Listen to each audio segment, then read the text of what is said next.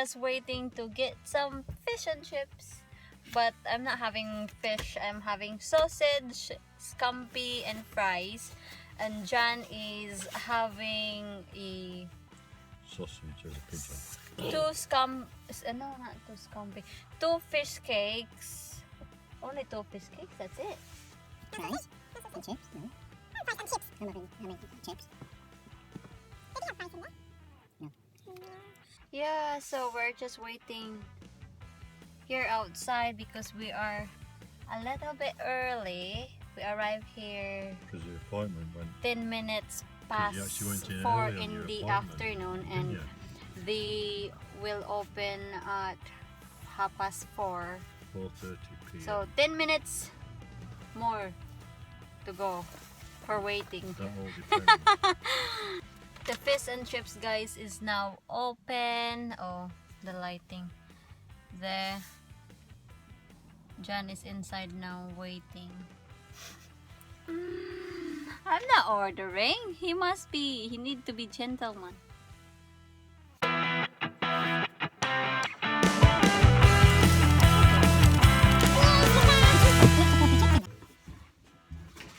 So, nakauwi na kami, guys. We have, what is this? Scampi. A bun. A fish. No, not fish. Fish cakes and fries. This one. John is very hungry, so I cannot really talk to you a lot. I'm just showing you what we got in fish and chips shop. There, two. Juice. So we got two fish. you drinking? Whichever he wanted me to have. So we got two pack of. No, I don't know what is it.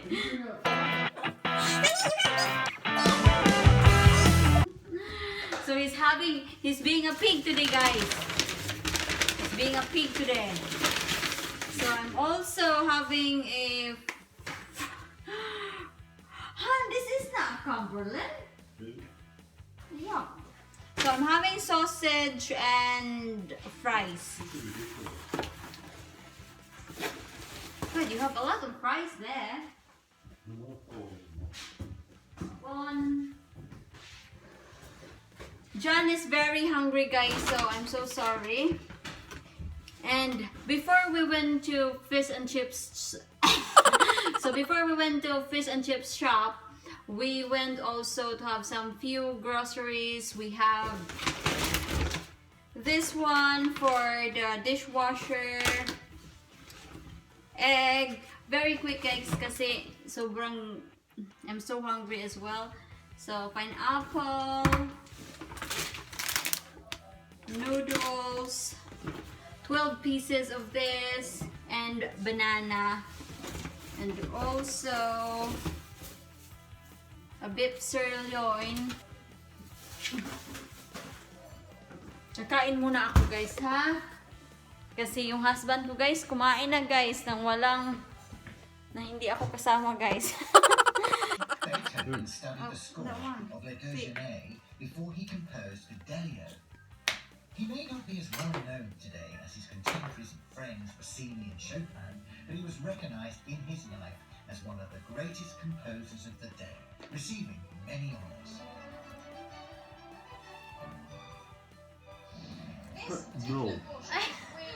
No. I'm just gonna show No. it. Where's the other one? No. Can I open No. it? Get on with your teeth. Oi, stop it. You're annoying me. Doesn't look like it's fallen off the wall and it's damaged a little bit broken on the frame. But it's a lovely piece. Is it something that you're wanting to sell? Yes, I think I do now, yes. Are you not interested in music? I'm very interested in music, but I've got Say what quite a a collection of CDs of classical music. Right. But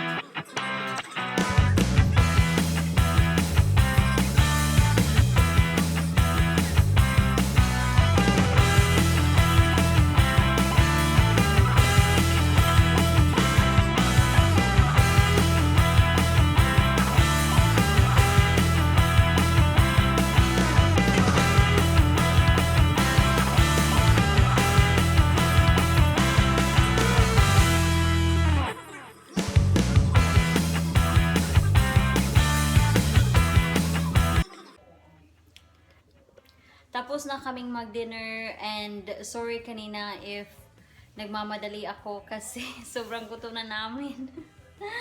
I still have all the shoppings here, all the groceries.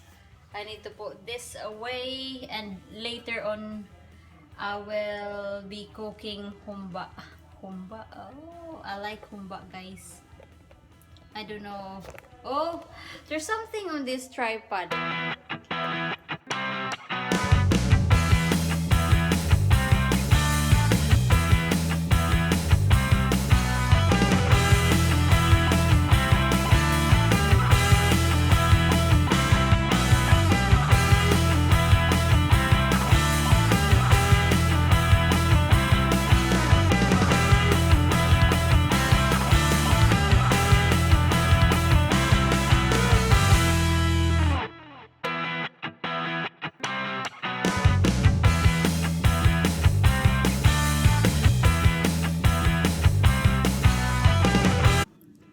Hello sa inyo!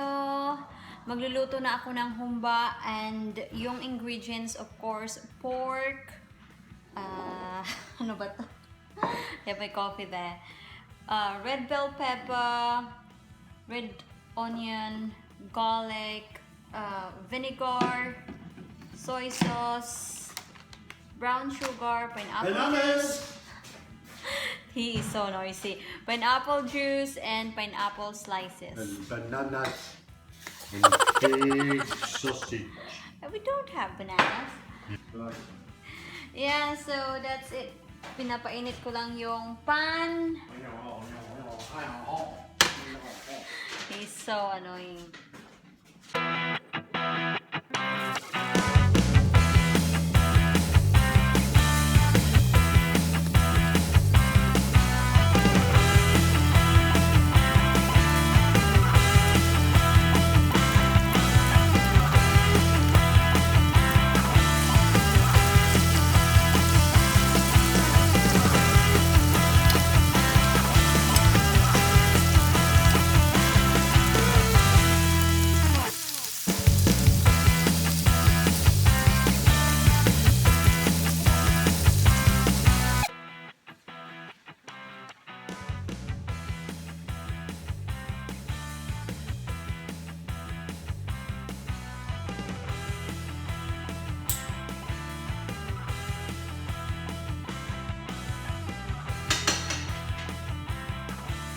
Ang ginamit ko pala na pork, guys, is a pork shoulder and I have used 1.9 kilograms, so it's almost 2 kilo, guys. And actually, natutunan ko tong recipe na to dahil sa friend kong Pilipina, yung na-vlog ko, guys, na pumunta kami sa bahay nila. Naluto ko na to siya before, guys. Pero it doesn't turn good. It is very greasy. It's very fatty, and my husband doesn't like it. But when we go to their house and she cook humba, it's very nice, guys. It's not fatty. It's well seasoned. It's very nice. So I'm just giving it a go. See, it will be successful. I'm just waiting for the pork to be brown, guys. That's it. I am done frying the pork and it looks like this now. Lalagyan ko na siya ng soy sauce. So, yung timpla, guys, is tansya-tansya lang talaga kasi hindi din ako expert magluto. Okay? Pasensya na. Pork.